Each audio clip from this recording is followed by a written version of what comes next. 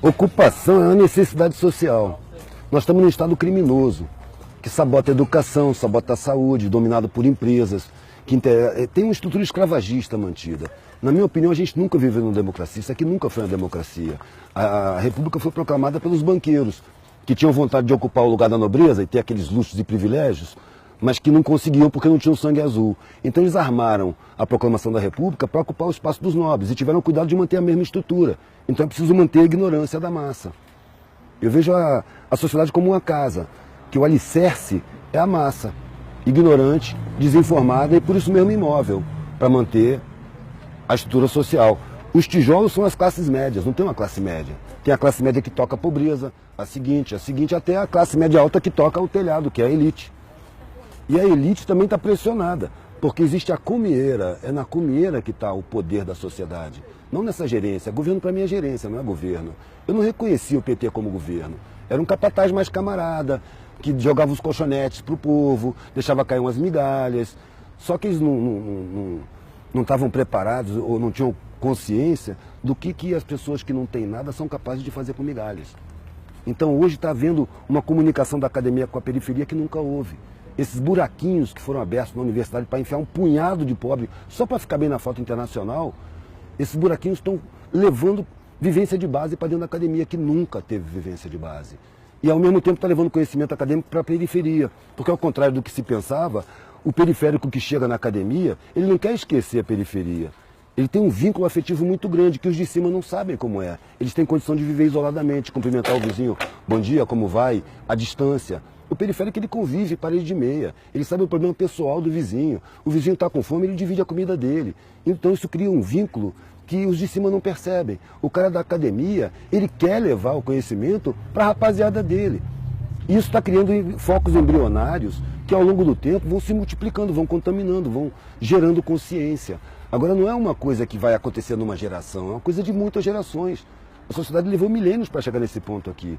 As pessoas que querem mudar o mundo invariavelmente desistem, porque elas querem mudar o mundo para si. Eu quero ver o mundo justo. Eu sei que eu não vou ver o mundo justo, mas se eu não viver na função de buscar um mundo menos injusto, minha vida não tem sentido.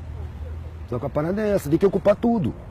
Tem que ocupar todos os espaços, porque todos os espaços estão negados para a maioria. E é a maioria que banca. Se você prestar atenção na sociedade, é a parte de baixo que faz tudo. Quem é que planta tudo que se come? É mão pobre. Quem é que costura todas as roupas que se veste, de marca ou não? Mão pobre. Quem é que bota a calçada? Quem é que bota os tijolos um em cima do outro? Quem permite que a universidade funcione? É tudo pobre. Quem recolhe o lixo? Quem cata os feridos e leva para o hospital? Quem recebe no hospital? Tudo pobre. Então os pobres são a base da sociedade. Quem é que liga as máquinas? São os pobres. Aí você pega o sistema tributário. Quem é que financia o Estado? A massa tributária sai do consumo. Então o pobre financia o Estado. Os pobres eles constroem, eles botam para funcionar, eles mantêm, reparam, eles sustentam o Estado.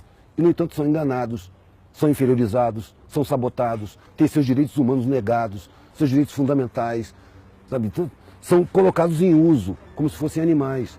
É ali que precisa tomar consciência, porque é ali que está a força da sociedade. Só que está inconsciente. Para isso se nega a instrução, se nega a educação, como no sistema escravagista. O escravo não pode saber ler, não pode ter instrução, porque senão ele se esclarece e se revolta. É isso que acontece, na minha visão. A parte mais importante da comunicação é o receptor. Então não adianta eu chegar lá e falar em paradigma. Sabe? Não adianta eu falar academês. O academês foi formulado para servir de cerca de arame farpado para o conhecimento não alcançar a maioria, para não dar acesso.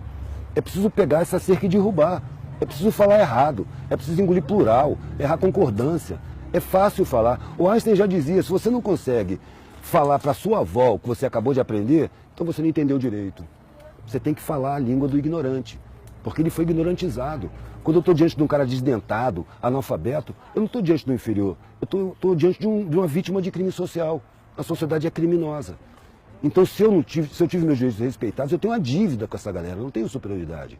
Eu tenho uma responsabilidade a mais, eu tenho que ser mais tolerante, eu tenho que aprender a falar a língua dele, para mostrar para ele que ele não é inferior porra nenhuma. Isso é uma grande mentira. Ele é a base da sociedade. E é o mais forte de todos. Porque o patrão, se ele perder os empregados, arrisca ele não saber fritar um ovo. Quem faz tudo são os empregados. Quem trabalha com dificuldade se fortalece, supera dificuldades.